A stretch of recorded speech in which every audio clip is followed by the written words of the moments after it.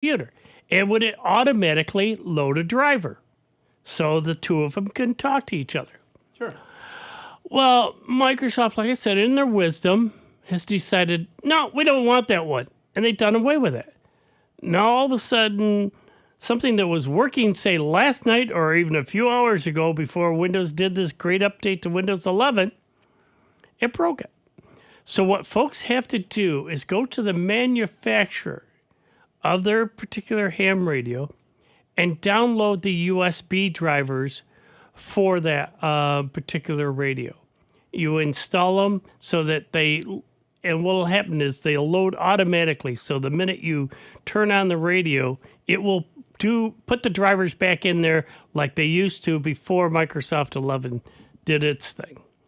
So just a word of caution, ICOM is one of the biggest ones right now. ICOM 7300s is the most popular radio out there, along with Kenwood and everything else.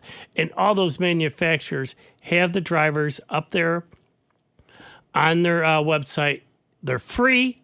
Download them, install it, and that will alleviate any problems that you were having running other software and your radio talking to your Windows machine that you don't own. Right. And of course, for everybody else, the same thing happens with many other devices. Mm-hmm. When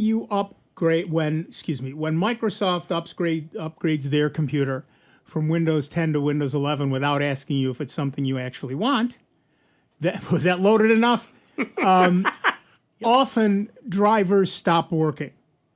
And if you have a device that used to work and then stopped when you got Windows 11, the only thing you can do is go to the manufacturer of that device, whether it's calling them or going to their website or whatever, and then downloading the driver specific to your specific device. Like Dave said, you've got to hit that particular radio, and most manufacturers have more than one radio, and the drivers may be different. And that is particularly true for printers and many other devices. So make sure you've got the correct device for the correct driver for your device, and that's pretty much all you can do at that point. And if they don't have a driver, you're maybe out of luck and have to find a different program. Yeah, exactly. Or hope the old driver works, which it probably doesn't, because that's why you're looking for a new driver. Right. But the reality is that things sometimes don't work anymore. My father-in-law bought a scanner, and when he passed, we inherited it, and it no longer works on my wife's Windows machine. Works on my machine, so I do the scanning now. Well, we've always had a printer that also was a scanner, so it didn't matter to me. But there's no, the device is no longer manufactured. The manufacturer no longer supports a driver for that device. So that's just now a to the curb kind of thing. Or you send it to some paperweight. There's a third-party scanner program called ViewScan, and I'll post a link for it. They've reverse engineered over 7,000 scanners and have current drivers for them. And they have a list of scanners on their website, so you can check and see. One of the things that originally they had talked about is that many of the first USB scanners were actually parallel scanners with a USB interface. Right. Because that's what we switched from, parallel to USB. Yeah. And that's why the drivers didn't work on later devices, is that it was really a parallel driver looking on the USB port. So there are some really old scanners that just will not work, period.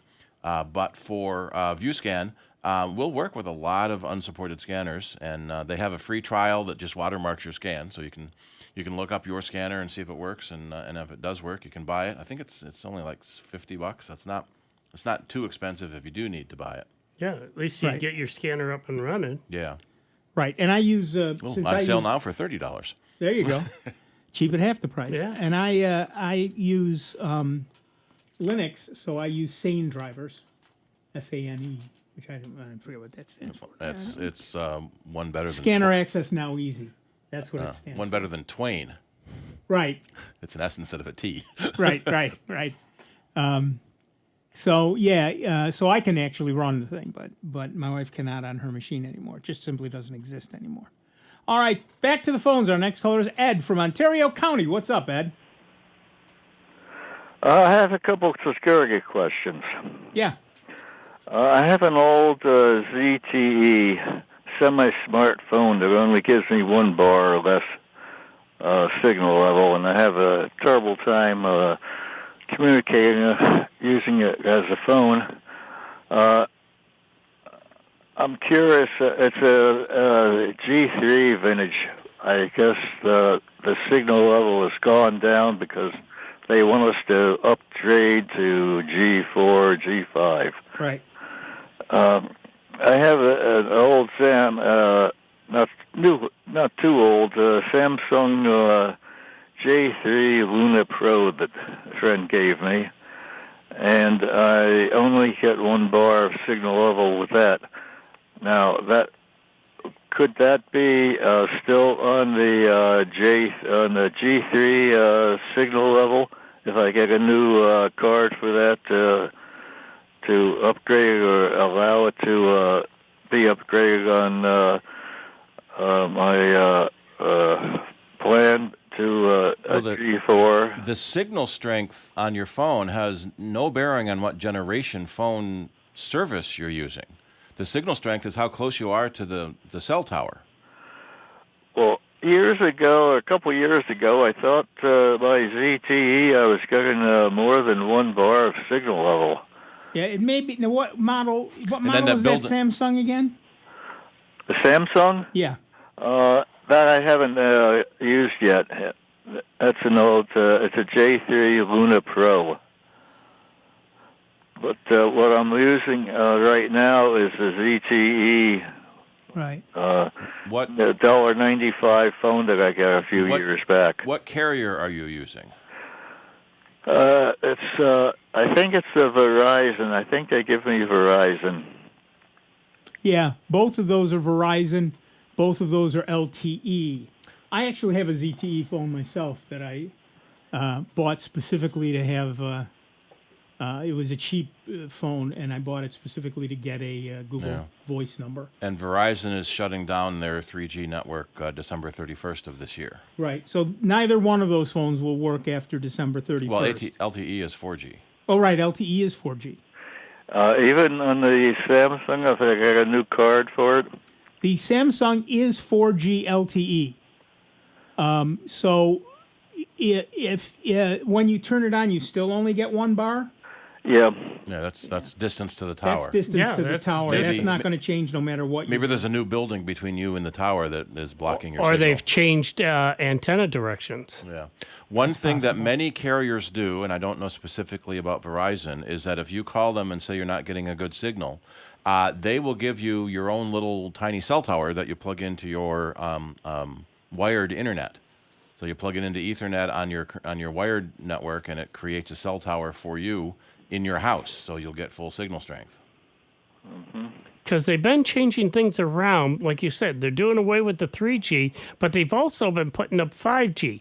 And 5G, something's got to give, moving around, say, some 4G antennas and that kind of stuff. And it's different frequencies. So the antennas they're putting up now for 5G run on different frequencies of the 4G antennas. Yep. Right. And some phones will allow you to do phone calls over Wi-Fi. I do not think that either of your phones allows that. Well, I don't have internet connection here at home anyhow. Right. Now, how is security? Now, I do some banking with the 800 number with the landline telephone. I'm assuming that I have a fairly secure connection to the bank. Landlines, honestly, nobody's really tapping them so much anymore. But they're easily tapped. They're easily tapped, but nobody's really doing it much anymore. I would worry more about the bank being hit than the line into the bank. So deleting the landline and going over to a smartphone would not give me any increased security or lessened it. The phone connection from a cell phone is encrypted. So that would be better. But considering you only get one bar, I don't know how. Yeah, you have to do gymnastics to it get would a be signal. slow. It Yeah. would be very slow. Theoretically, you could put up a bigger antenna in your house and then plug your phone into it. And stand up in the roof. Yeah. Well, what I would do is I would call Verizon and say you're getting a very poor signal. What can you do? And let them offer to give you a MiFi, they call it, I think. Whatever. Well, that's cellular to Wi-Fi router. Oh, right. Might not be that. It might just be some sort of booster device. Yeah, for your home. I see a booster on Amazon, $159, and you stick it up in a tree or on your roof and run a wire into the house. Uh-huh. Like the old television days. Yep. Yeah. I would call Verizon and tell them you're getting a very poor signal and let them and see what they Yeah, I'll what see they what do. their answer is. Yeah, that's probably best. Okay, very good. Thank right. you very much. Thank you. And again, just to be sure, it may be that your LTE, your ZTE device is 3G, which Verizon is shutting down, but your J3 Luna Pro is 4G, so that should continue to work. Okay, so I'll switch over to that then. Yeah. Okay, thank you very much. All right, good luck. Have Thanks. a happy 4th. You too. It's surprising that 3G cell phones, 3G cell service has been out for 22 years. Yeah. 4G came out in 2008, so that's a good long time already. So so people are been asking us, they're shutting down 3G and what's going to happen to 4G and 5G. Well, 3G lasted 22 years. Yeah. So 4G, you give them at least 10 more years. Yeah, exactly. Maybe more. 5G, you probably got 20 years for Right. 5G, and then by then we'll be on 7G and 8G. Well, that's the thing, though. So then we'll have it implanted in our heads by then. Yeah. But the thing of it is, they're having so much trouble right now with 5G. They can't put 5G around airports because it interrupts with this air traffic controllers. And it's all line of sight. So you've got to pollute the whole community with all these antennas to get this signal. It's not like 4G, which, virtually go anywhere. Right. The 5G is so finicky. They got to come up with a better. Especially the millimeter wave, which gives 5G its speed. Yep. The problem is you need a 5G tower every 200 or 300 feet. Yeah. Feet. Yes. And, typical 4G, 3G towers are miles. Right. All right, back to the phones. Our next caller is John from Greece, New York. Hi, John. What's up? Hi, thanks for taking my call. I just had the first Chromebook I bought go out of support, Oh, yeah. and I was looking at putting Gallium OS on it, Yep. but I'm kind of concerned with using the Mr. Chromebook script to put a new firmware in the laptop. It's not for the faint of heart, and it's not for people who aren't tech savvy about that stuff. It is certainly doable, but it is not. Do you know the model of your Chromebook? Yes. I already looked all that up, and it is supported by that Mr. Chromebook script. There's very detailed instructions how to install it on Gallium OS, but it's pretty complicated. Right. So, I may give it a try, because what else am I going to use it for? Well, back up everything important just in case something goes wrong. We get people ask us that in the shop all the time. Can I install this? Well, if you read all the messages, understand what it means, and don't make any mistakes, sure. Yeah. Right. Well, I already have another Chromebook, so I got all the stuff on that Chromebook. Well, what That's are you good. doing with this current Chromebook? I'm just mostly doing internet email, listening to music. I wouldn't worry about it too much. I mean, if you're not using it for your banking and all that type of stuff, if you're just listening to music and that it's out of, the updates. Because worst case scenario, if it gets infected, you just do a power wash. I mean, if you don't want to go the expensive, since it is a second computer. Right. It's not going to stop working. Yeah, it'll still keep working. Once it's out of things. So it's not impossible to just keep using it. Okay. I got one other question, if there's time. Yeah, Sure. Go ahead. On using OneDrive and Microsoft, when you put the folders into the OneDrive folder so it syncs, Right. are you supposed to move them or copy them? Your choice. If you copy them, you now have two copies, one in OneDrive and one on your computer. If you move them, you only have the one copy in OneDrive. For confusion's sake, you might want to move them so you don't have two copies to deal with. Right. Because right now, the file, one of the files doesn't seem to be updated. Right. If it's on your computer and you're updating the one in OneDrive, then the one on your computer will be older and not updated. If you're updating the one on your computer, the one in OneDrive will not be updated. That's because, as Steve said, there's a confusion there because you have two entirely separate copies. They may have started out with the same information, and they certainly have the same name, but they are not the same copy. They are two separate copies. So if you only updated one, then you only updated one. So I should move the files into the OneDrive folder. Right, rather than copy them. And that means that you're always working on the current version. Okay, so the programs that are using that file know that it's moved? No, not automatically. You will have to, if there's a program that uses that file, you will have to go into the program and point it at the new file. Okay. And that would be Thank why you. it's not updating on the OneDrive. If the program updates it on your computer only, then it can't update it on the OneDrive because it's looking at a different file. Right. Okay, thanks for your help. Thanks. Bye-bye. Now, some programs will find a file when it moves. They ask the OS for the file, and then the OS looks in the directory to find it. But Right. Most do not. most do not, and then it said, can't find file, and you're looking at it in the other window, and it's right there.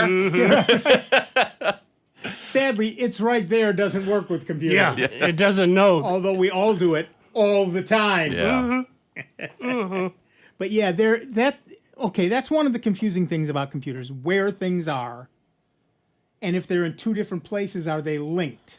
Mm-hmm. Almost always, the answer to the linked question is no, they are not. Yeah. Almost always. So the reason you have two copies is that one is a backup. And if you're using a program like any one of a million backup programs, you don't need to worry about that because they back up automatically. I use pCloud and it backs up automatically anything in my documents directory. But that is a backup. It is a separate copy. Yes, it backs it up immediately when I change something, but that's because it's a property of the program, and there are still two separate copies. And you have to be careful with syncing programs like Right. OneDrive, and even pCloud. Some of the services have backup and sync as separate functions. Right. So with OneDrive, it will sync it to the internet. If you make a change, it syncs that change to the internet, and you've now lost the previous version of the file. Right. So it's no longer a backup. So a sync is okay if there's a catastrophic failure of your computer and need to get everything back. It's not good if you want to get that file back you accidentally deleted, because the sync doesn't know it was an accident. It just deleted it. Some syncing programs do have what's called versioning. So it will keep the old versions of your files, but it doesn't keep very many and doesn't keep them very long. And there aren't that many syncing programs that do versioning. So that's why it's the best place for a backup, an external drive plugged into your computer that you copy onto, and then have an off-site backup, like something like pCloud or Backblaze or Carbonite or one of the internet services. We know a lot of people that just have 2 hard drives and will take one to work and one to home, but you got to be careful about your work's security issues about bringing foreign drives into work. Right. Now, pCloud does do versioning and keeps it for 15 days for free users, 30 days for premium or lifetime users. Yeah. And right now they're having an 80% off sale. Oh, nice. That's not bad. That means it was 80% too expensive to begin with? Yeah. Yeah. Oops. So yeah, for those of you who are thinking of looking at it, if you go to asknick.com/backup, you'll see my backup page with lots of backup programs on it, and there is a link on there to pCloud, and I do get $1 or so. It's an affiliate link, so I get $1 or so if you buy pCloud out of that link. Did I tell you my stupid Amazon affiliate story? No. Do we have time? Yeah, we got a have minute. So Apple Cider users group that I've been working with for 40 years now, we have an Amazon affiliate link. Sure. We also have an Amazon Smile nonprofit donation. So we always use both links. After 15 years of having this affiliate link, Amazon just took it away from us because they said our friends were buying stuff using our link. Isn't that... Well, who else is supposed to use your affiliate link? Right. Some random stranger isn't going to use your affiliate link, are they? Right. So, and of course, it said you can appeal, but don't bother because no one ever wins their appeals. But yeah, so you were using your own affiliate link, or your friends, or what was it? Friends, employees, or relatives were using your affiliate link. And I'm thinking, well, that's 99% of the people that use my affiliate link, Right. and have been for 15 years. Right. All right. That music tells us that the first hour of this show is over. That's right. You have wasted an entire hour of your life that you will never get back listening to this show. But do not despair, because you have another hour to lose, because we're only halfway through this show. We'll be back in just a little while with a whole lot more Dave Enright, Steve Ray, me, Nick Francesco, and you. It is 59 minutes after the hour. You are listening to the longest-running computer show in the known universe, Sound Bytes. You can call us 585-966-JAZZ. That's 966-5299. Toll free 1-800-790-0415. Take a quick bio break, but come on back for a whole nother hour of Sound Bytes on the truly great, member-supported Jazz 90.1. See you on the other side. Online 24 hours a day, 7 days a week at soundbites.org. More with Nick Francesco, Dave Enright, and Steve Ray next on member-supported Jazz 90.1. WGMC Greece Rochester. A public service of the Greece Central School District. Jazz 90.1. On Twitter at 901jazz. NBC News Radio, I'm Julie Ryan. Americans flying or driving this 4th of July weekend have plenty of company. AAA expects nearly 48 million people will travel 50 miles or more over the holiday. The Auto Club says over 3.5 million of those travelers will be flying to their destination. Flight delays and cancellations are piling up for holiday travelers. Tom Costello gives tips for air travelers. Watch your flight schedules. Make sure you aren't being rebooked. Watch your app on your phone to see what the airlines have planned for you. The number of delays within, into, or out of the U.S. stands at just over 1,400 today alone. Over 400 flights have been canceled on Saturday. Minnesota police say they've recovered a second child's body at Vadnais Lake in what they believe may be a triple murder-suicide. Officials say the boy's mother and one of her other children are still missing. Another child's body was recovered earlier on Friday. Julie Ryan, NBC News Radio. Possibilities are all around us. We see potential in unexpected places. And when we share our knowledge, vision, and connections, we turn great ideas into action. Together, we can make real change happen. We're Rotary. We are people of action. Get involved today at rotary.org/action. There are so many reasons to support Jazz 90.1, but there's a benefit of membership that you won't want to miss out on. The Jazz 90.1 member card, which offers 2-for-1 dining discounts and other savings opportunities across our area. The savings add up with the Jazz 90.1 member card, so get yours today by making a contribution of $90.10 or more. Call 966-JAZZ, that's 966-5299, and start saving with your member card today. This program is presented by the Centers for Disease Control and Prevention. Obesity is a major public health problem in the U.S. Nearly 1 in 5 young people between the ages of 2 and 19 has obesity. Unfortunately, children with obesity are likely to become adults who struggle with their weight. Obesity in adults is associated with heart disease, diabetes, and cancer. Children with obesity are more likely to suffer from depression and low self-esteem. Developing healthy habits early in life can help prevent obesity. Eat a diet high in fruits and vegetables, drink water instead of sweetened beverages, and get regular physical activity. These are the most effective ways for children and parents to maintain a healthy weight. Thank you for joining us on A Minute of Health with CDC. For the most accurate health information, visit cdc.gov or call 1-800-CDC-INFO. What grows in the forest? Trees? Sure. Know what else grows in the forest? Our imagination, our sense of wonder, and our family bonds grow too. Because when we disconnect from this and connect with this, we reconnect with each other. The forest is closer than you think. Find a forest near you and start exploring at discovertheforest.org. Brought to you by the United States Forest Service and the Ad Council. I'm a physician. I am a nurse. I'm a nurse too, but I'm also a daughter. That's why I got the COVID-19 vaccine. I got it because I'm a son and a husband. I got it to protect my community. It's been proven to be extremely effective against the spread of the virus. It's been more rigorously tested than any vaccine in history to make sure it's safe. When we get it, we protect ourselves and our community. It's your choice. If you have questions, find out more. These days, it's easy to have information overload. Sometimes I just want to kick back, hear my favorite music and the news that affects me. That's why I stay tuned into my local radio station. When important news happens in my part of town, I hear it from them first. For the best entertainment, sports, news, weather, and traffic, anytime, anywhere, I stay local. Support your local stations. Text RADIO to 52886. Furnished by the NAB and this station. Message and data rates may apply. Reply STOP to opt out.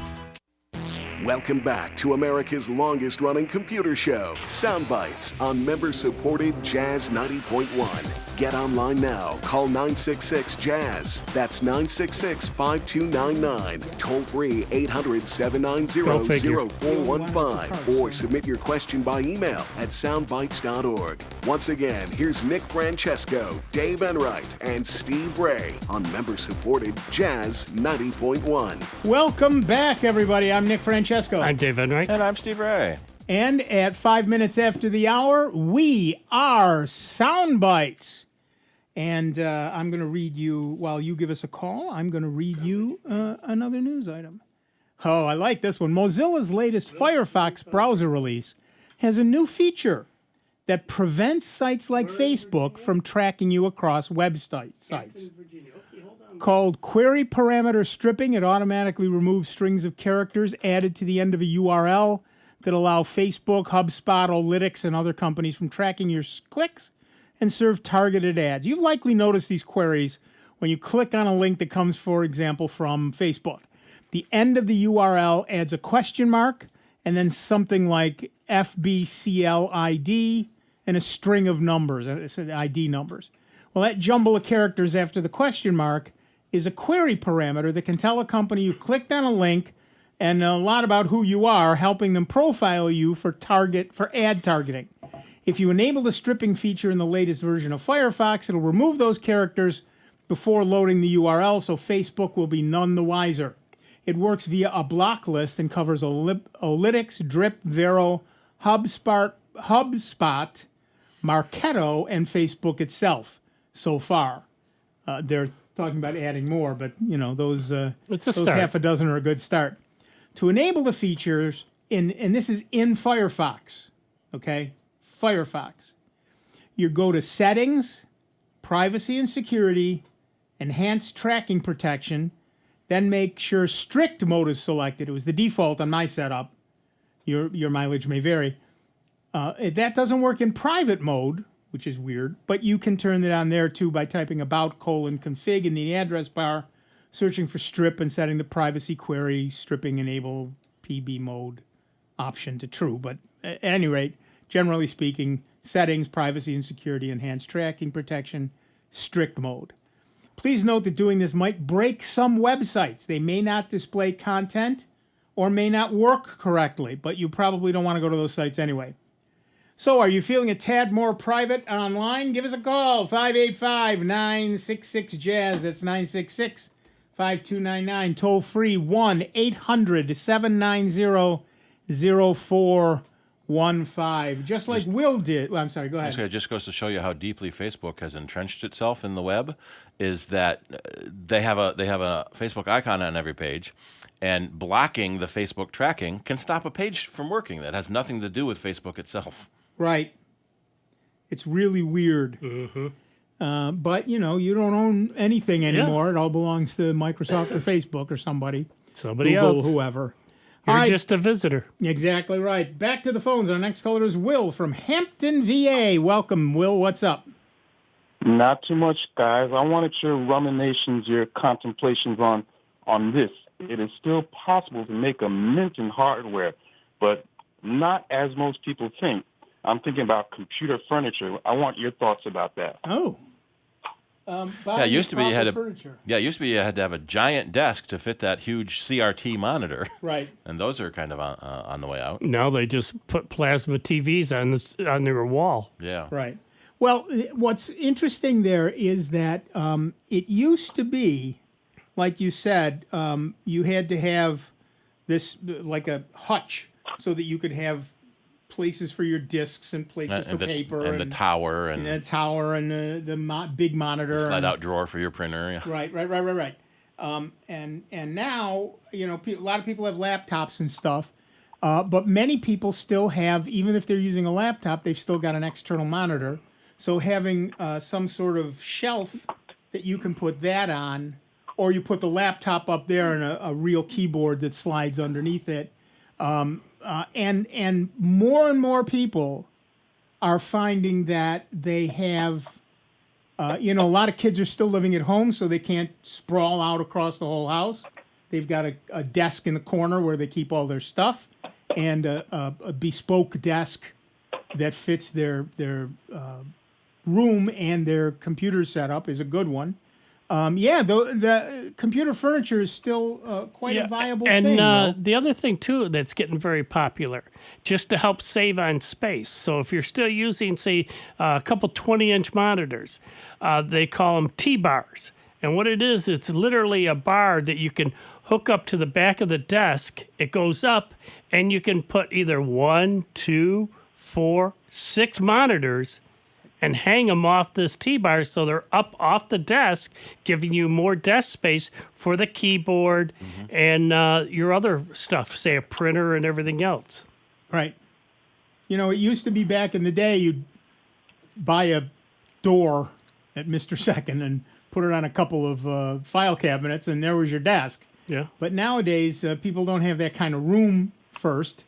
And secondly, they've got specialized needs. So yeah, it's not a bad idea to be in the computer furniture business, Will. Yeah, if I could drop ship stuff, then I would do it in a heartbeat. Sure. Mm-hmm. Yeah. There's people always looking for solutions. Like I say, they're out there. I mean, because just from the mere fact that since the pandemic, more and more folks are working from home. So, they're trying to adapt it, and they could probably use advice. Even if you're just doing it as a consulting facility, going out there and offering, you could do this, this, and this, making it a lot easier and utilizing the space a lot better. My daughter lives here in Rochester, works for a company in Arizona, and went through 3 desks before she found one that suited her needs. So if you had, a website where you could say, this is my setup, and here's the amount of space I have, and then Will could give them, here's 2 or 3 design choices. Fields, yeah. Yeah, there you go. That's a great idea, Will. Well, I certainly thank you guys for your thoughts and input, and I'm certain I'm going to spend the 4th of July going through the past shows and listening to this one as well. There you go. Appreciate it. Tell your friends about it too. Yeah, definitely. Thanks, guys. All right, have a good 4th. Have a good 4th. And what Will is talking about there is heading over to our website at soundbytes.org. That's Bytes with a Y, Francis would like us to remind you. Scroll down on the right under Fascinating Stuff, and the second link there is the full audio archives. So you can see every show we've had since, I want to say, 2001. Every show since 2001 is listed there. That's well over 1,000 shows, 1,056 in point of fact, and counting. Steve puts them up every week and does an excellent job at that. So you'll see old shows up there, and you can also get them on wherever you get your podcasts.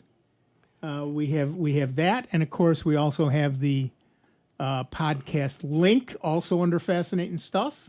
Now we're finishing up on 31 years, right? 32 years. 32 years? 3 months and 9 months, and 29 days. So we're going into 33 years? Right, we're going into our 33rd year.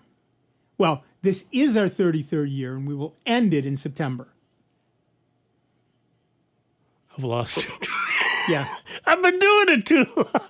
We've been on the air for over 32 years. Well, we'll just put it I've been that way. telling folks 31 years. I lost a year. You lost a year. Happens as you get older, you know. Yeah, I'm older. You lose, I told you, I'm older than dirt. I invented it. I've heard that. But Isn't it true that there's an apple tree somewhere in the Garden of Eden that says Adam and Eve and Dave? Yeah. Yeah. But you can get our older shows anytime you want. And of course, they're also available on the Jazz 90.1 app, which you can download for whatever your operating system device is on your phone. Of course, there are only really 2 anymore. Currently. Because I had a few folks asking me whatever happened to Uncle Dave, and I said, well, those were from the days back when I was running the shop. Right. And all I was doing there was simply bringing into the show each week various customer experiences. Right. Because, sometimes you say, oh, no, that couldn't happen. Oh, yeah, it could, and it did. Yeah, and not only could it. And Yeah. again, I didn't share any names or anything else, but they were humorous stories, and I figured, share them with the folks because I'm sure they get that type of frustration too. So you can still find those in the archive, a number of those that we started. So I've been reading notalwaysright.com. Yeah. Everyone in retail should read that. And if the customer is not always right, most of the time the customer's an idiot. And then there's a subreddit called Tales from Tech Support that you can get a lot of those types of stories from. Oh, yeah. And then there was one that was stupid technicians that I really liked. The things that technicians tell you to try that are just ridiculous. Well, it's like that one ad that they used to have in the magazine. And you see this girl holding the mouse, and it's upside down. And she's moving the ball around. Yep. Yep. Yeah, and it's like, that's tech support for you. Yep. We see a lot of that, and one of the things that we find is that a lot of people make fun of those folks, and that can be fun. But what I used to remind my students of constantly when they work for me, you're working with faculty. They are some of the smartest people on the planet. But the dumbest when it comes to computers. But their area of expertise is not computers. Please feel free to sit down with one of the economics professors or history professors and do their job. Yep. Try it. Physics professor. Just because you know it doesn't mean everybody knows. And that's another thing that I got to say. That's something we find here all the time. People say, well, why don't they just try this? Well, you know what? They didn't think of it. That's not their area of expertise. Yeah. They are anything in their from field. Plumbers to any, drivers to computer, to rather not computer professors and everything else. And it is not their area of expertise. They don't know what you know. They don't know what they don't know. They know. Yeah, and the problem is you don't know what they know. I had a customer the other day that didn't know how to double click. Never heard of that before. Yep. Well, the other thing though is, and I used to say it all the time back when we were first starting the show. People call, well, I got a dumb question, and I'd always say, there is no dumb question. The only dumb question is the one not asked. I've heard some dumb questions, but not in this context. Right. We always encourage folks to call in with their questions. Sure, we might have a little fun once in a while. Oh, I got a friend that's got this. Okay, yeah, wink, wink. Yeah, wink, wink. But yeah. Asking for a friend. Yeah, that's okay. Yeah. That's what we're here for. How many pieces of chicken come in the 2-piece 99-cent meal? That is a dumb question. Are you asleep? Dumb question. Are you here for supper? No, I just wander into restaurants to see what everybody else is eating. I want brunch, darn it. You're right. Can I get the breakfast That's the menu? one thing I asked. All right. Can I get the Tuesday special on Wednesday? Right. Going back there, if brunch is the meal between breakfast and lunch, what's the meal between lunch and dinner? Second brunch. Well, there's lupper between lunch and supper. Or right. you could have dinner between lunch and dinner. Sunch. Okay. Sunch. I never. Mm-hmm. Or dunch, I suppose. We're throwing that question around. Yeah. No, I like it. I remember somewhere reading that the strict definition of dinner is the big meal of the day. So then most people have dinner in the evening. Although on Sundays, Sunday dinner is usually after church, so early afternoon, when you would normally think of lunch. Yeah, ours was always around 4 o'clock. We'd go over to my grandmother's and, big Irish family, big meal going on. Yeah, of course. Of course, my neighbor down the street, he was Italian. And it seemed like every night was feast night. Yeah, right. You go there and, oh, come on, eat a munch. Munch. Yeah. Everyone's. I'm Italian. Yeah, so you never know who's going to show up for dinner, so you always have to make a ton of food. That's exactly right. And we always have people showing up. Yeah. Oh, is it supper time? I'll leave. No, come on in, sit down. Yeah. Yeah. I remember going to a customer's house, afternoon, 4:30, something like that. Working on, and it got to be dinner time, and so they forced me to stay and eat. So they had the pasta, they had the sauce, they had all the Italian stuff, and the woman went and made like fried chicken for the American boy. Yeah. And then he brings out the prosecco and espresso, little tiny cup of it. Be careful with that. That's strong. Yeah. I had a friend that I used to drink espresso with. Cups after cups, and back then it never hurt me. I couldn't get into it. Back then it never hurt me. The ironic thing I always think of, Reed, is that in other countries, what we drink is called an Americano, right? Because it's one shot of espresso in a giant glass of water, right? Because we drink our coffee so weak here. Right. Well, I can remember as a kid, we had this one guy 2 doors down. And I was maybe 11, 12 years old. And he had talked to my dad, wanted to know if he could use me to help him deliver bleach. Sure. And what we did is on a Saturday morning, And he said, yeah, don't worry, I'll take care of him, feed him, and blah, blah, blah. And, we used to mix up bleach down in the basement in an old wringer washer, drain it, put it in these gallon bottles, put it in the station wagon, and we go from house to house delivering this homemade bleach. This is back in the 50s. And I'll never forget, after we were done for the day, he's, come on, you eat dinner, you eat. So we go in there, and, again, the pasta, and he made the best Italian sausage, though. It was homemade. Homemade, absolutely. And I'll never forget, I had some wine. Oh, yeah. And I thought, this. And he goes, no, it's okay. And I went home after telling my dad. It's not drinking, it's just wine. And my dad already knew that I had it. Because I was trying to tell him, hey, guess what I had? He goes, you had wine. Yeah. It's not alcohol, it's wine. It's a difference. Yeah. One day I was in college doing a show, and of course we had a cast party afterwards. And I said to everybody, it's Palm Sunday, got to go to church. And like a dozen people said, oh, we'll go with you. I said, okay. So we get there at like 7 o'clock in the morning, pull into my driveway. My father was the sexton at St. Helen's Church. So we pulled into the parking lot, which was between our house and the thing. And so we all pull out. All of a sudden, everybody looks around. It's 7 o'clock in the morning. There's 3 cars full of people, 20 people, 25 people, all standing around in this driveway. And all of a sudden, one of them goes, this might not be a good idea. I said, no, it'll be fine. So we go to the door. My mother hears us out there. She opens the door.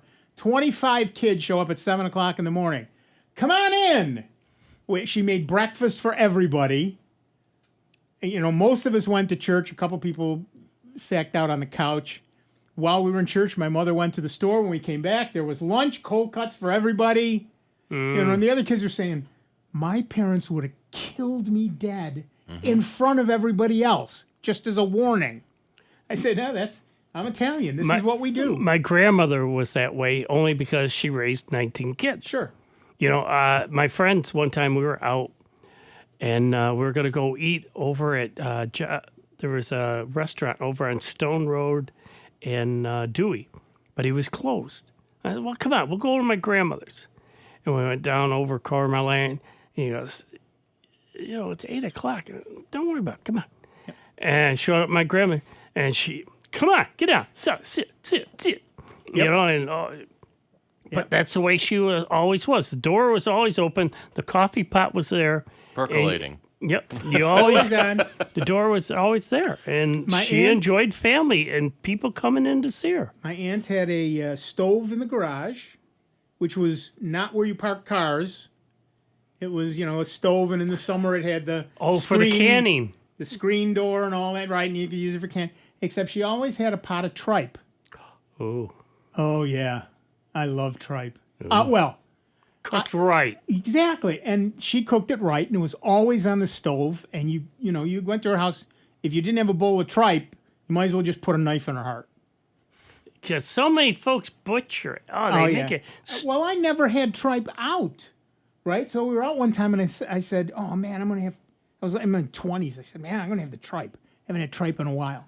Tripe? Tripe? I said, no, you people are idiots. Tripe is delicious. And it came, and it was horrible. It was rubbery, and it was tasteless, and it was horrible. That'll kill you. Most folks, that's what they experience. Right. And that kills their whole mindset about eating tripe. Right. But, man, you get good tripe, bowl of tripe, and some fresh Italian bread, that's a meal to kill for right there. DiPaolo's fresh bread. Oh, yeah. Or Giuseppe's back in the day. Well, for me, I went to Five School. Yeah. Five School was right across the street from DiPaolo's. So it was always torture during the summer months. They'd open up the windows at school, and you'd smell that bread baking. One of my uncles in the Korean War was a general was coming around doing an inspection, and the general was lamenting in the mess hall, does anyone know how to make bread? And my uncle said, well, I wouldn't much, and my mom do it forever. And he was the general chef for the rest of the war. Yeah. There's a good job. Yeah. My father and I used to go to Giuseppe's after church every Sunday morning, buy 2 loaves of bread. And then we'd sit in the car, warm bread right out of the oven, break the heels off of one of them, eat those as we drove. We used to get these round, like crescent, there's a big round roll. Yeah. Like a hard roll. Yep. And you know how they break apart. Yep. We'd stick our finger in the center of it and pull out all the warm dough. And squish it and then chew on that the rest of the way home. Yep. And you used to get them, and this is showing my age, for 5 cents. The big roll used to be 5 cents. 5 cents for you millennials was we called it a nickel. Yep. And it was a little round coin that you don't see much of anymore. There's a law in France, the French bread law of 1993. Yeah. Apparently, bakers were making their bread too light and airy, so there wasn't any bread in it. Oh, yeah. It was just a crust on the outside. Yeah. So there's regulations on how much bread there can be in your bread. Yeah. In America, that's just that used to be the hand of economics, the invisible hand. If your bread was crap, no one would buy it. Yep. So I won't say that's still true, but it used to be. But yeah, the fact is that there's just a lot of stuff we had as kids, and you can go through the argument is because your taste buds aren't as good anymore, whatever. But you know what we grew up on is what we remember. Yeah. And nothing else tastes quite the same. All right, so. But yeah, you know what I'd like to hear from people? I'd like to hear what computer furniture they use. Yeah. Are they using, like I said, I have 2 tables in my computer room. I'm lucky enough to have a whole room for my computer. And one of them is a big old kitchen, dining room table. It's a little high, really, for typing on. And the other is an old door on 2 file cabinets. You know, a plain unfinished door on 2 file cabinets, and those are my desk. But like I said, my daughter went through a whole bunch of stuff looking for the correct thing to use as her desk. She went through several desks, a computer desk from IKEA and just a table from somewhere, and you know I remember which one she ended up with, but. Finding the right thing with the right amount of room, but also fits where you're putting it. Yeah. And it's comfortable to work around. Right. Yeah, I did the same for my ham room because I've got this one whole bedroom that I took 2 doors and I adjusted. And I got the legs that have adjustable feet on the bottom. Right. That's important. And don't skimp on the chair. You're going to be sitting there a lot. Yes. Get whatever else you skimp on. Do not skimp on the chair. Yep. All right. We're going to take a quick break. We'll be back in just a couple of minutes with Dave Enright, Steve Ray, me, Nick Francesco, and you. It is 29 minutes after the hour. We only have 26 votes in the poll, so get to it anytime during the week. And we'll be back with more sound bites on member-supported Jazz 90.1. It's America's longest-running computer show. Back to more sound bites with Nick, Dave, and Steve. Next on member-supported Jazz 90.1. NBC News Radio, I'm Julie Ryan. Americans flying or driving this 4th of July weekend have plenty of company. AAA expects nearly 48 million people will travel 50 miles or more over the holiday. The Auto Club says over 3.5 million of those travelers will be flying to their destination. Flight delays and cancellations are piling up for holiday travelers. Tom Costello gives tips for air travelers. Watch your flight schedules. Make sure you aren't being rebooked. Watch your app on your phone to see what the airlines have planned for you. The number of delays within, into, or out of the U.S. stands at just over 1,400 today alone. Over 400 flights have been canceled on Saturday. Minnesota police say they've recovered a second child's body at Vadnais Lake in what they believe may be a triple murder-suicide. Officials say the boy's mother and one of her other children are still missing. Another child's body was recovered earlier on Friday. Julie Ryan, NBC News Radio. Celebrate the 4th of July with a picnic under our national tree, the oak. Hi, I'm Melinda Myers, horticulturist and gardening expert. In 2004, the oak was designated the National Tree of the United States. Citizens of all ages were invited to vote. The process involved a 4-month-long open voting hosted by the National Arbor Day Foundation. The oak tree is the most widespread hardwood tree in the United States. There are more than 60 species. These majestic giants provide shade, beauty, and lumber. Supporters felt the long-lived, enduring, and mighty oak represents the strength of our nation. Oaks have also been a part of American history. The USS Constitution battleship derived its nickname, Old Ironsides, from its ability to repel British cannonballs, thanks to the oak hull. And Andrew Jackson took shelter under Louisiana's Sunnybrook Oaks when traveling to the Battle of New Orleans. Check out our website for this and other gardening tips. Jazz 90.1 is supported in part by Summit Responsible Solutions, a manufacturer of organic, all-natural mosquito control products under the Mosquito Dunks brand name. Mosquito Dunks can be used in ponds, bird baths, rain barrels, or wherever water collects. Non-toxic to people, pets, fish, birds, and other wildlife, Mosquito Dunks are available at local and national garden centers everywhere.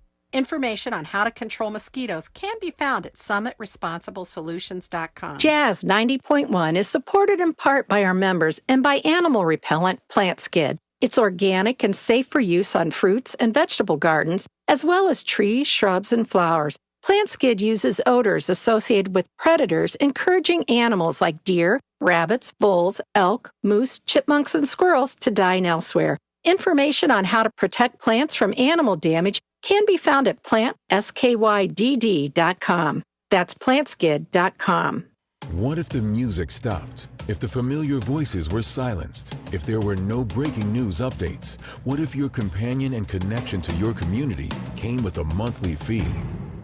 Don't worry, we're free local radio with you wherever you go, celebrating 100 years and looking forward to the next 100. We are broadcasters. Text radio to 52886 and let Congress know you depend on your local TV and radio stations. This message furnished by the National Association of Broadcasters. And now your Jazz 90.1 weather. The holiday weekend begins with clouds and a shower this morning, but then gradually we should see increasing amounts of sunshine here for the day today across all of Rochester, Western New York, and the Finger Lakes. The high temperature closing in on 80 degrees away from Lake Ontario. Tonight brings patchy clouds and starlight. A touch of valley fog can't be ruled out. The overnight low temperature in the upper 50s to near 60. Sunshine from hilltop to lakeshore on Sunday, the high in the upper 70s. I'm meteorologist Josh Nichols for Jazz 90.1. And currently, right now, we've got clear skies, 78 degrees out at the airport, and 84 here at member-supported Jazz 90.1. Hi, this is Jake Longwell, hoping you can stay up late for an hour of the best in classic and contemporary jazz. It's the Jazz Scene, Sunday mornings at 1 a.m. on member-supported Jazz 90.1. Welcome back, everybody. I'm Nick Francesco. I'm Dave Enright. And I'm Steve Ray. And at 34 minutes after the hour, we are Sound Bytes. And you can call us at 585-966-JAZZ. That's 966-5299. Toll free 1-800-790-0415. Probably everybody's grabbing something to eat. We made them hungry talking about food. Exactly. Google Docs is getting the ability to edit Microsoft documents offline. Essentially paving the way for you to fully ditch any reliance on Microsoft's productivity software. Google's latest blog entry has confirmed that Google Workspace, the suite that includes Google Docs, Drive, Sheets, and more, now has the ability to edit Office files without being connected to the internet. While Microsoft Office files have been compatible with Google Workspace without having to convert any file types, the option to work on your files offline is not to be sniffed at. That's because productivity shouldn't be relying on an internet connection regardless of what type of file you're actually using at the time. Google's Docs, Sheets, and Slides will support offline work on Office files, and that would be Word, Excel, and PowerPoint. And the whole process will work much the same as it does with Google file types.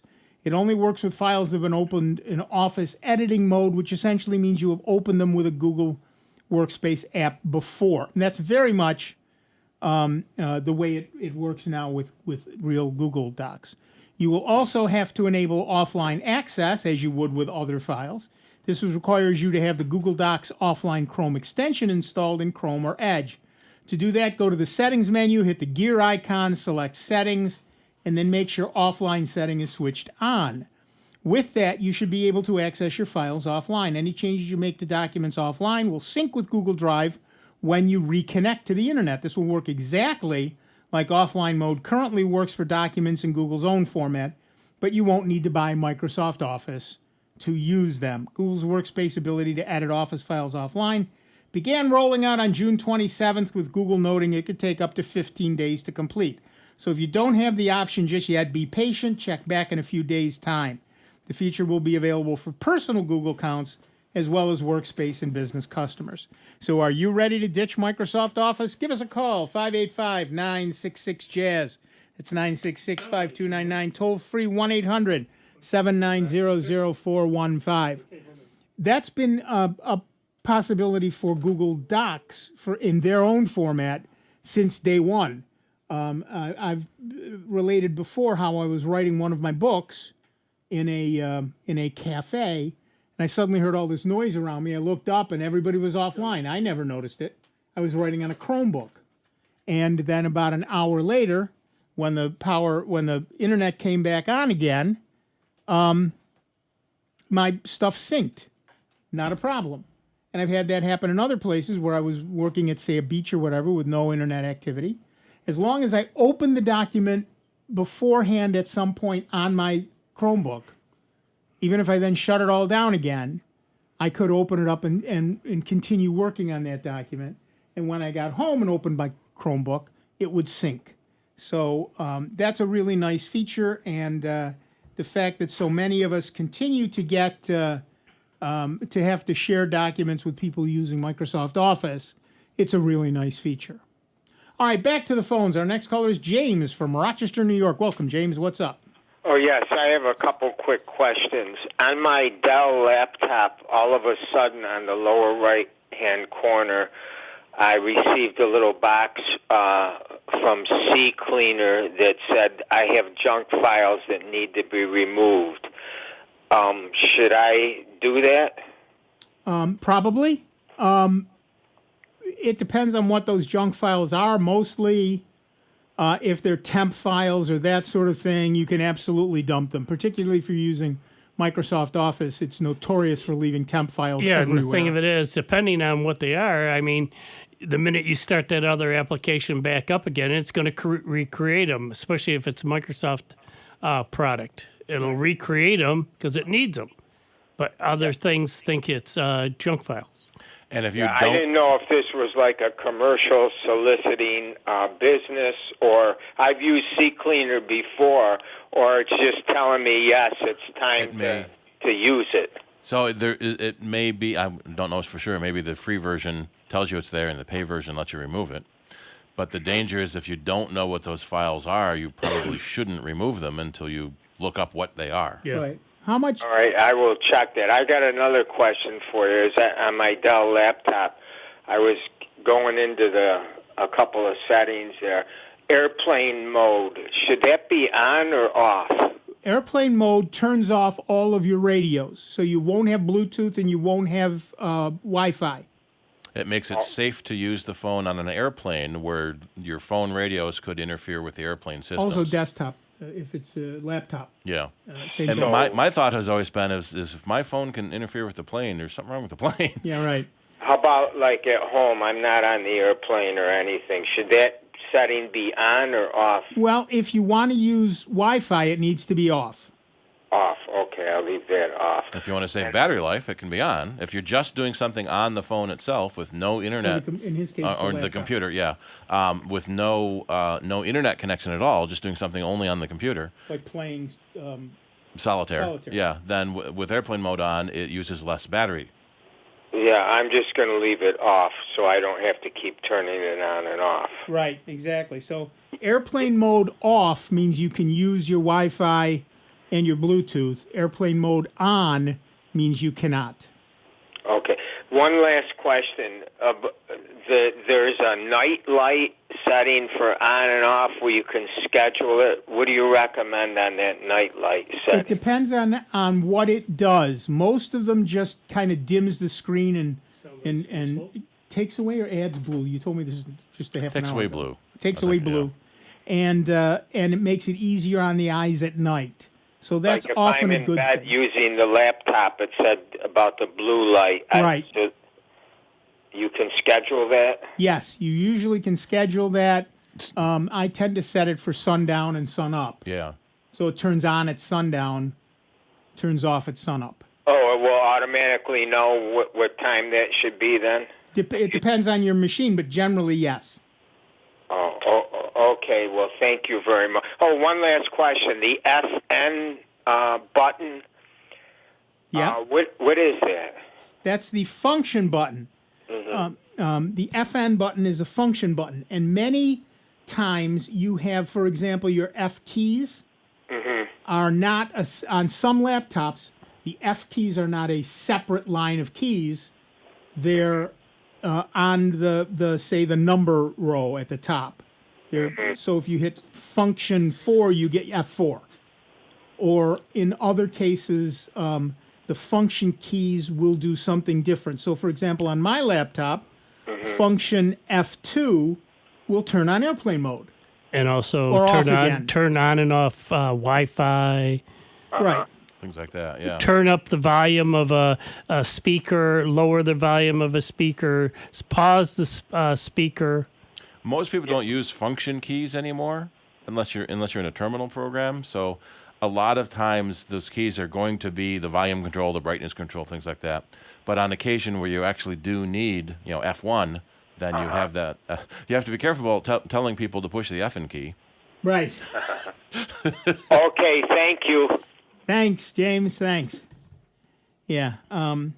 Most computer desktops have full-size keyboards, which means they have both function keys and the other keys like volume up, volume down. Yeah.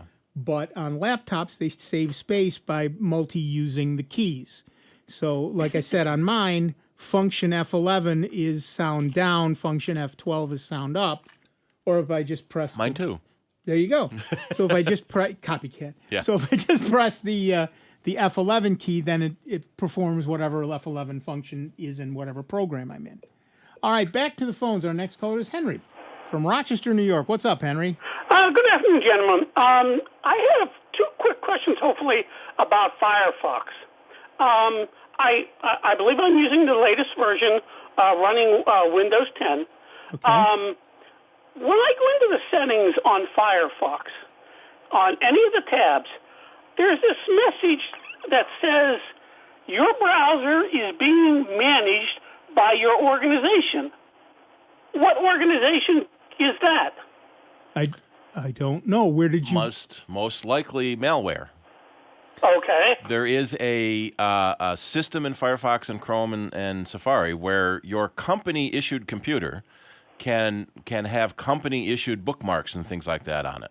Okay. And so that's when it's managed by your organization. If you're getting that message and you don't have an organization managing your browser, that means there's some malware installed that is managing it for you, preventing you from changing it back to be not malicious.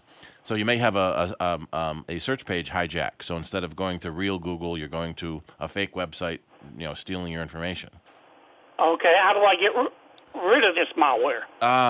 That's the time. I've run Super Anti-Spyware. I run that about once a week.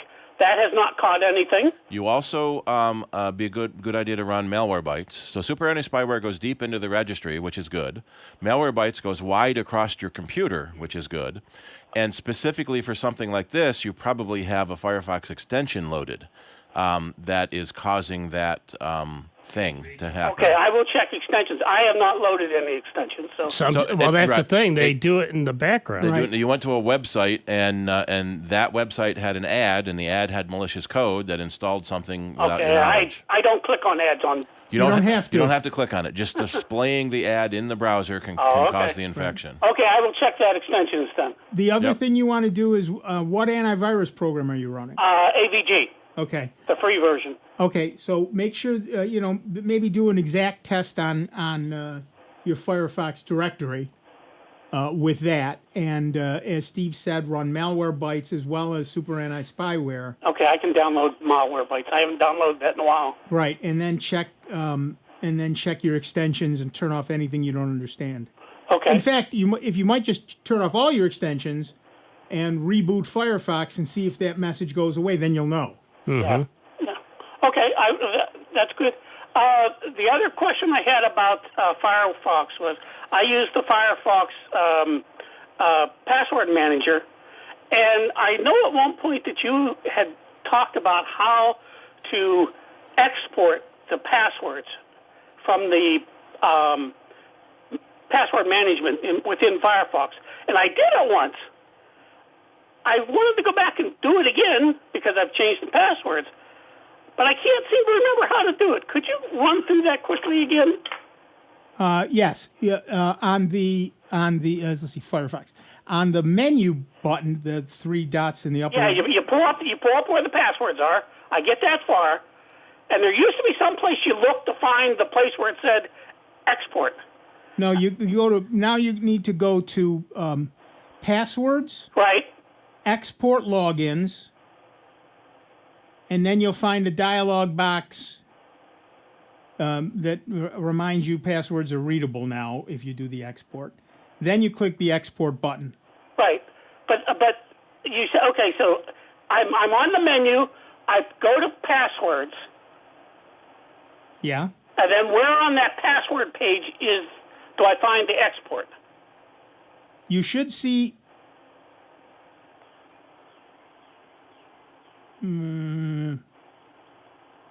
Hold on, I'm not. Or did they move it again? Yeah, I think they moved it again. Hold on, I'm loading Firefox right now. Sometimes you would just search in settings for export. You can find where it is.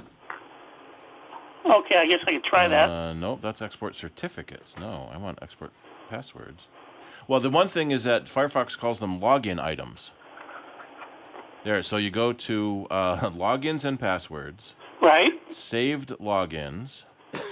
And then where's the export button? That shows you all of your saved logins. Right. I've got all my logins saved. And then you go to the three-dot menu, and there's an export logins. So the command is not export passwords, it's export logins. Okay.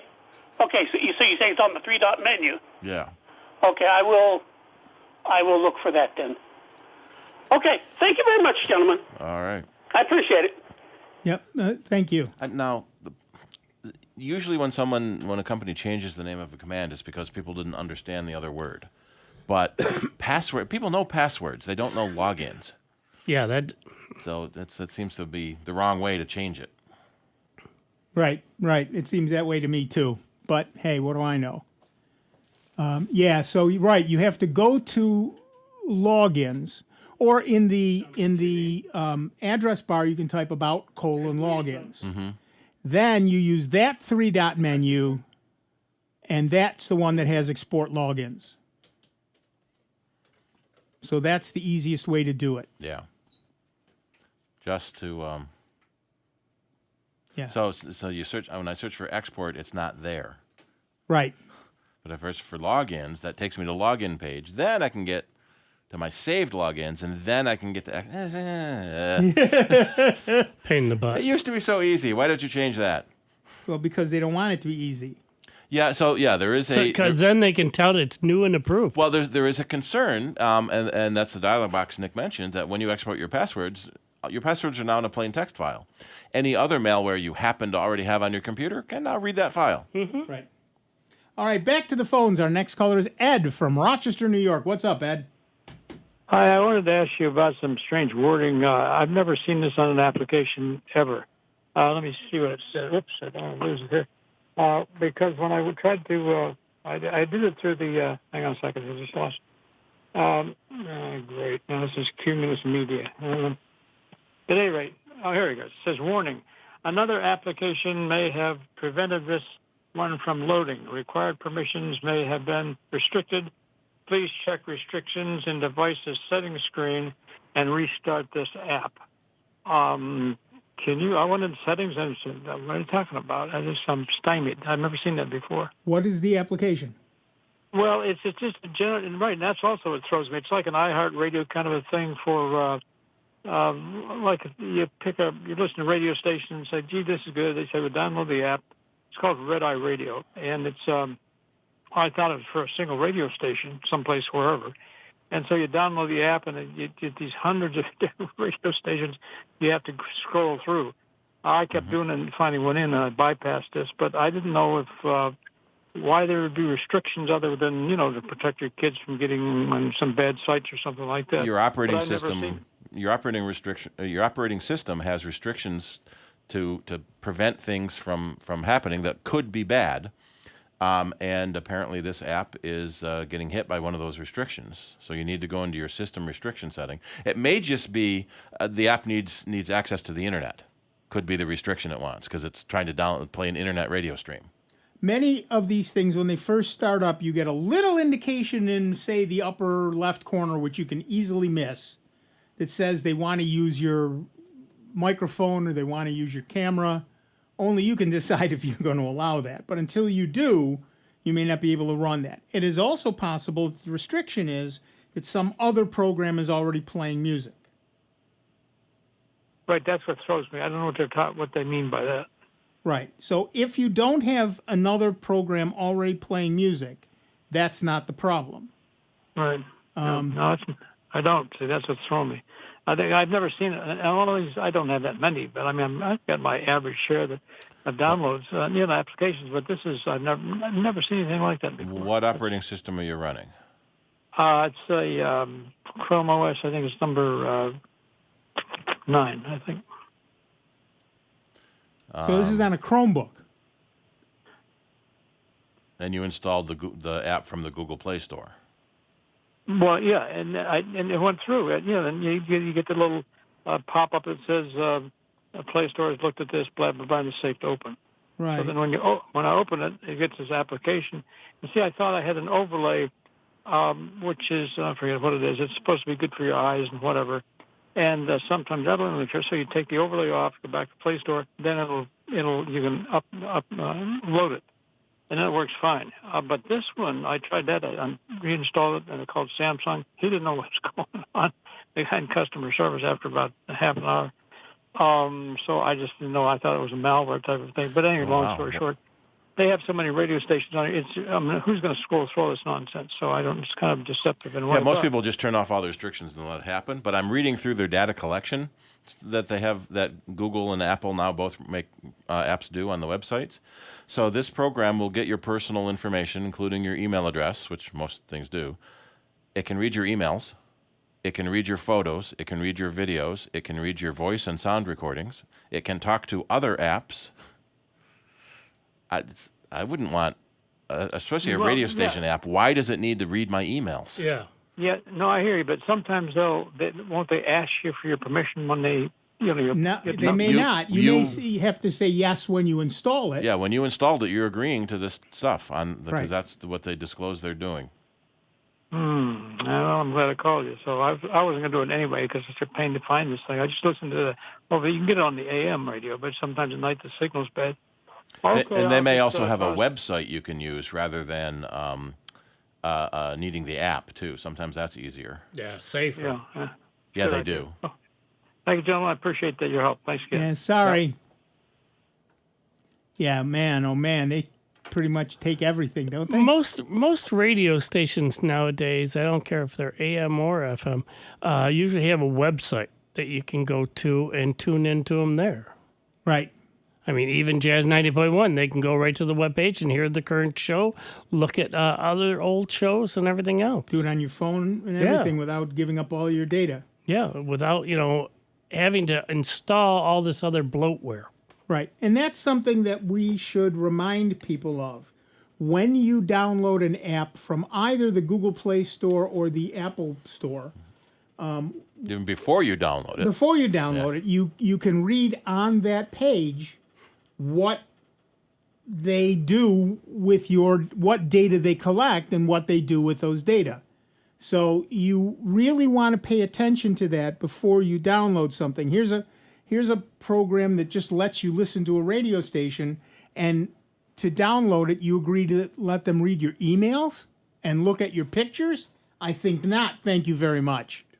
I don't see that as something I want someone to be able to do just so I can listen to I don't care how good, unless it's sound bites, of course, and that's worth anything. But beyond sound bites, I don't see any radio station being worth all of that. So, but your data is encrypted. Well, that's good. Yeah, that's great. The data they're stealing from you is encrypted, so no one else can steal it. Yeah, excellent. That's nice to know. So yeah, I think there's a definite change in the air for that sort of thing. Apple has for the longest time done that, showing you what permissions you're giving. Google did not, and now they are. So and Facebook is screaming bloody murder because it's blocking their ad tracking. Right. Right. They almost have a point because so Apple and Google are blocking third-party trackers, and the fact that the earlier news story about Firefox blocking Amazon, Facebook. Firefox blocking Facebook, too many F's tracking. Right. Those are third-party trackers. Google and Apple first-party trackers are still fine. Right. Google will certainly let its own trackers through. Apple will still let its own trackers through. They're just blocking other people. So that's something, I suppose. It's one of the reasons I do not have the Facebook app on my phone. I do not need Facebook knowing any more about me than they already do. It's why I don't put my real phone number or my real email address in Facebook. Or rather, I use a throwaway address. So yeah, there's a whole lot of stuff you have to remember and deal with when you are loading an app, and that's on you. There's nobody else who's going to stop that. That has to be you. So be aware of what you're downloading. Read the page before you do the download, and decide if that download is worth giving up the information you're going to be giving up. We are done for another week. That music tells us that these 2 hours are done. They just fly by when we're having fun. I want to thank Dave Enright. I want to thank Steve Ray. I'm Nick Francesco, and we all want to specifically thank all those of you who called in and all those of you who listen, and particularly all those of you who have been so generous with your time and your money to keep this station on the air. We are Soundbites right here on the Truly Great, and truly grateful to you that with your generous support, we continue to be member-supported Jazz 90.1. We will see you in just 166 hours. Be good to one another, will you? And happy 4th of July. Here's another I Love New York travel tip. Courageous, determined, fierce, and selfless, Harriet Tubman fought to free family and friends from slavery during the Civil War. To celebrate the bicentennial of